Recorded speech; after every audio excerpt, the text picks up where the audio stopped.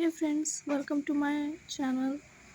Friends, इस video में हम लोग पॉलिटी के जो कुछ वर्ड्स हैं हिंदी के, जो मतलब कि समझने में थोड़े कठिन लगते हैं या उनका मतलब नहीं समझ में आता है जल्दी, तो उनको समझेंगे कि वो आखिर एक्चुअल में होते क्या हैं और थोड़ा थोड़ा सा उनके बारे में डिटेल में। तो चलिए फ्रेंड, स्टार्ट करते हैं। तो फ्रेंड्स, उसमें अगर हम लोग पहले जो कठिन शब्द हैं उसमें अगर पंथ निरपेक्षता की बात करें तो पंथ निरपेक्षता ये जो है उद्देशिका में 42वें संविधान संशोधन अधिनियम 1976 द्वारा जोड़ी गई। भारत, इसका अर्थ होता है कि भारत का कोई धर्म नहीं है, सभी धर्मों के प्रति सरकार द्वारा समान व्यवहार, धर्म के आधार पर किसी भी व्यक्ति के साथ कोई भेदभाव नहीं, सरकार धर्म के मामले में तटस्थ।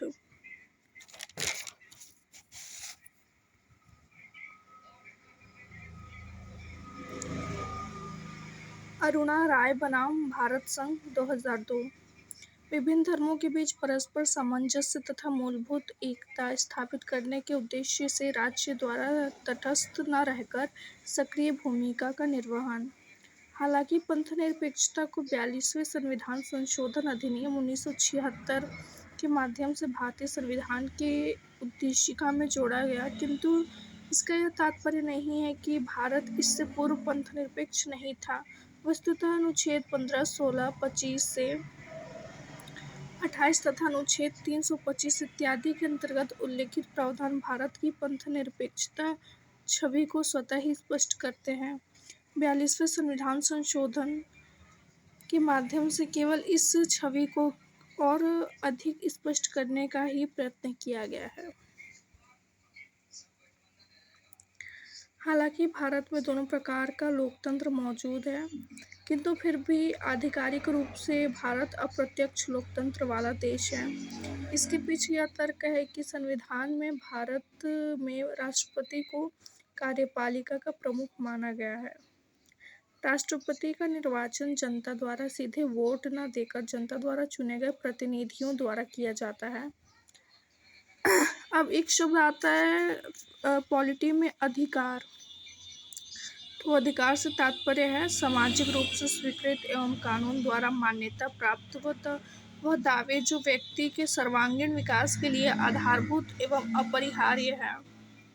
संवैधानिक अधिकार, इस शब्द को अगर देखें तो इसका अर्थ होता है वह अधिकार जिनका उल्लेख संविधान में, जैसे मूल अधिकार। सभी मूल अधिकार संवैधानिक अधिकार हैं, किंतु सभी संवैधानिक अधिकार मूल अधिकार नहीं है, जैसे संपत्ति का अधिकार।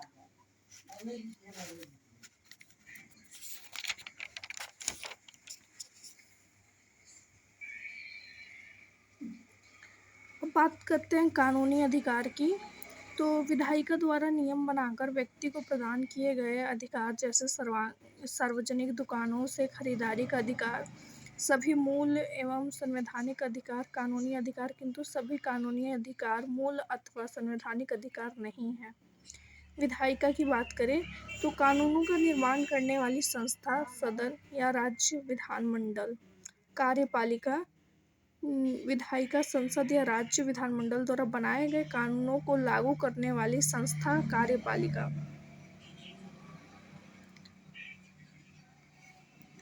उसके बाद आते हैं समता पर। आधुनिक युग की एक राजनीतिक विचारधारा है। उत्पत्ति मूलतः 1789 में फ्रांस की क्रांति से हुआ।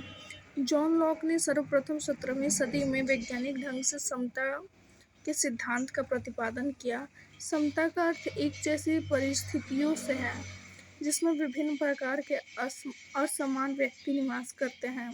कोई विशेष अधिकार वाला वर्ग समाज में नहीं हो, सभी को विकास के समान अवसर। समता के मूलभूत तत्व: एक जैसी परिस्थितियों वाले लोगों के साथ एक जैसा व्यवहार, प्रत्येक व्यक्ति को अपना विकास करने का समान अवसर, जाति, धर्म, भाषा, मूल वंश, लिंग इत्यादि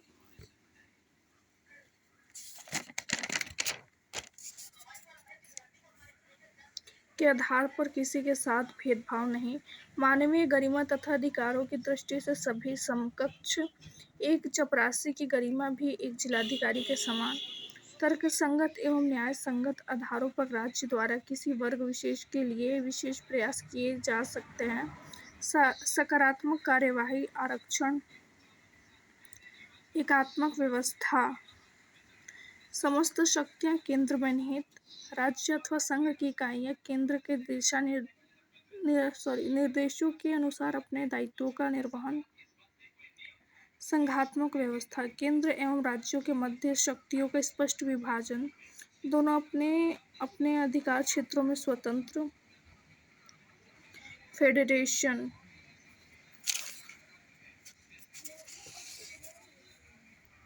संघ राज्यों के बीच समझौते का परिणाम होता है तथा राज्य जब चाहे संघ से अलग हो सकते हैं। यह अमेरिका में होता है। यूनियन, संघ राज्यों के बीच किसी समझौते का परिणाम नहीं है और राज्यों को संघ से अलग होने का अधिकार नहीं है।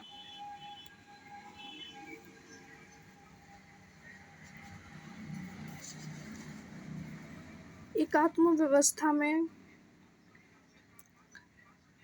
शक्तिशाली केंद्र होता है, एकल संविधान होता है, एकल नागरिकता होती है, अंतर्राज्यीय एवं क्षेत्रीय परिषदें होती है, एकीकृत न्यायपालिका होती है, राष्ट्रपति द्वारा राज्यपाल की नियुक्ति की जाती है, उच्च सदन में राज्यों का असमान प्रतिनिधित्व होता है, केंद्र पर राज्यों की निर्भरता होती है। संघात्मक व्यवस्था, संविधान की सर्वोच्चता होती है, लिखित संविधान होता है। कठोर संविधान, शक्तियों का विभाजन, न्यायपालिका की सर्वोच्चता, द्विसदनीय विधायिका।